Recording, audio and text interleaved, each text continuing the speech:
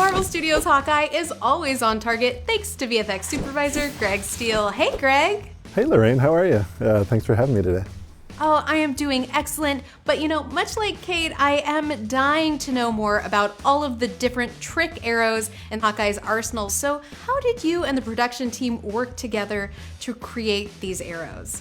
The props department's really involved in coming up with a lot of these designs, which is great. I mean, the work they did in building these, they're like little pieces of artwork in terms of the complexity and the design aesthetic. It's really great, and it all lives within the realm of what's come before in the other films. And the arrows that the characters were holding were not real, but they were based on things the prop department had put together. Like the tip of the PIM arrow was, had a blue illumination in the word, you could read it.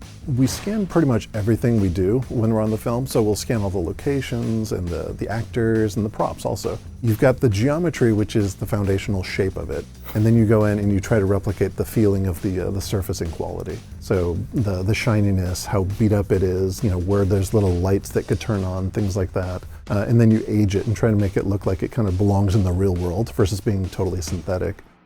It's definitely a lot of work, but it's so worth it when you see it in scenes like the epic car chase in episode 3. What are some of the different arrows we see in that scene, and how did you bring them to life?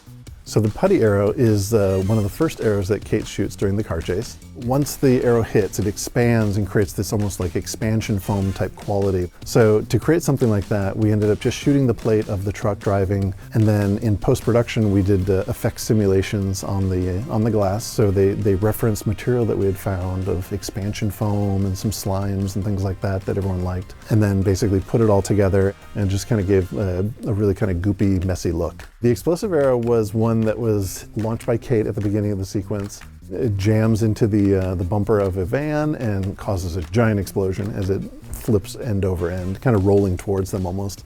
The special effects team and the stunts team rigged up 2 different events of a real van. One was to get it rolling, so it could be kind of chasing along after the car, and one to get it going initially. And then it was up to us in visual effects to kind of help augment that a little bit, clean up the stunt rigging. We added some additional fire and some other explosions to kind of just make it all tie together amongst the shots. So the Octograbber arrow is an arrow device that shoots cables out from itself and then pulls back in. Kate basically fires the octo arrow into the front of the truck that Kazi's driving. It spools out all these cables inside the Christmas lot which they're driving through and pulls all the Christmas trees, causing them to smash all over the vehicle and kind of make them drive out of control and crash. We shot all the plates without Christmas trees in the lot. So we left space in a Christmas tree lot dressed with trees that the cars could kind of drive through and the stuntmen could kind of do all the action they needed to do. For most of the shots, we were putting all these computer-generated trees that were built, based on some reference that we had. There's some that are encased in kind of a wrapping and some just kind of furled out. They built those and then they rigged them up so they could simulate such that if you smashed a tree into something, it would, all the branches and all the pine needles would do what they're supposed to. Merry Christmas! So the acid arrow is utilized when Kate and Clint are speeding towards an intersection with cross traffic, and they need to basically create a hole in the traffic so they can sneak through with the guys chasing after them. So Clint hands Kate 2 acid arrows, and she's instructed to shoot them at the traffic lights. They fly through the air and they hit a CG traffic light pole. It burns away and they kind of fall to the ground, simmering and smoldering. The PIM arrow, there's 2 forms of PIM arrows. There's the ones that shrink, and then there's the ones that grow much larger. At the end of the sequence, they're trapped, the car's been smashed, and Clint tells Kate to take a regular arrow and shoot it up in the sky. We see that Clint has got a blue PIM arrow, and he fires at it as the arrow's coming down, and it scales up and chops the truck basically in half. It was something that we had played around with in terms of how the arrow could go through the truck.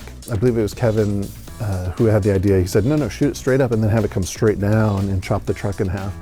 And it ended up actually working out really well.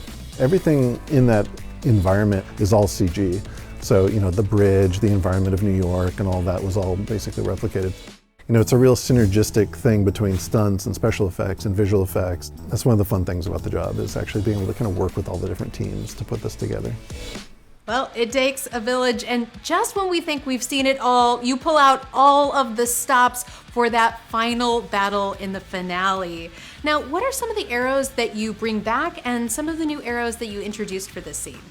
So the luminous arrow was, I think, the first arrow that Kate shoots inside the ice rink. And that's basically a huge blinding light just to try to kind of blind them so they can kind of get some cover.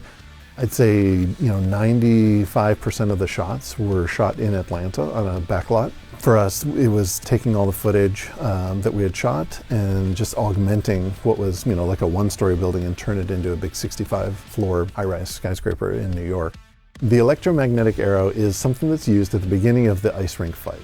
The big question during prep was when we were kind of designing this was, why don't all the bad guys just shoot them once they're down inside the rink? So we came up with this gag of Clint shooting an electromagnetic arrow at the flagpoles, and it basically creates this electro net all around the ice rink, and it pulls all of the metal-based weaponry out of the bad guys' hands and kind of sticks it to the flagpoles.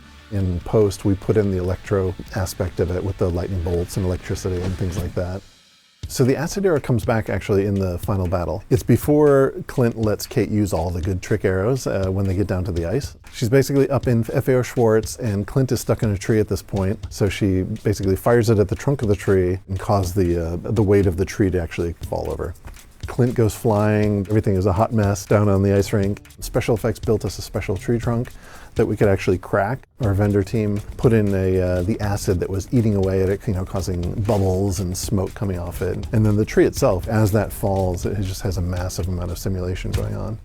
Kate fires the needle arrow towards a place where a bunch of tracksuit mafia are standing. So she fires it, it hits the ice, it winds up small needles, about, like a porcupine, go flying out of this thing and just stabbing into all the guys around it, just kind of causing mayhem, basically, at the beginning of the fight. The actual final effect was designed during post-viz as we were doing it. We had the actual plates, and we just basically implemented a CG version of that, shooting until all the actors who were miming getting hit by the different needles.